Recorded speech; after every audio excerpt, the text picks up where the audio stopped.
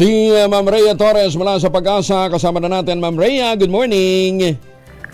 Yes po, good morning po. Good morning sa ating mga taga-subaybay sa magiging lagay po ng panahon natin ngayong araw.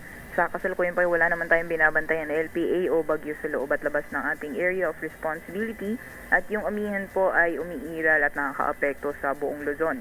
Dahil po sa amihan ay asahan po natin ang maulap na kalangitan na may kasamang mga pag-ulan sa bahagi po ng Cagayan Valley, Aurora, pati na rin po sa Quezon. Samantalang bandang south naman po ng ating bansa, dyan po sa Zamboanga Peninsula, Basilan, Sulu at Tawi-Tawi, ay posible din po maranasan yung maulan na panahon dulot naman ng epekto netong easterlies.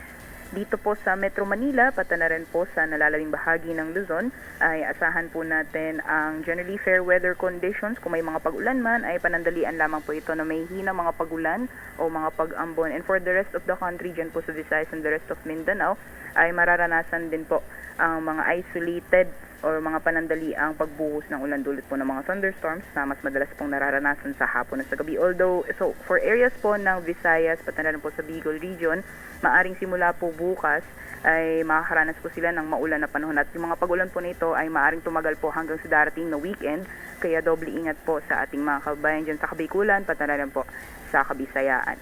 Sa kalagayan naman po ng ating karagatan, may gale warning pa rin po tayo nakataas sa dagat baybayin po ng Ilocos Norte at Ilocos Sur. Inaasahan pa rin po natin ang maalon hanggang sa napakaalon na karagatan, kaya delikado pa rin pong pumalaot, especially yung mga kababayan po natin na may mga malit na sakyang pandagat.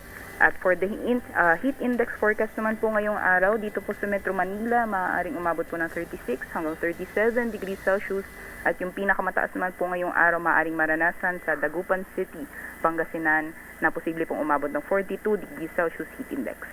Yan naman po latest mula dito sa Pag-asa Weather Forecasting Center. Rhea Torres po, magandang umaga. Ma'am Rhea, 42 degrees din sa may Dagupan? Yes po, kahapon po mas mataas, nasa 45, pero dahil may bugso tayo ng amihan or apektuhan po ng amihan, medyo mas malamig po ngayon kumpara.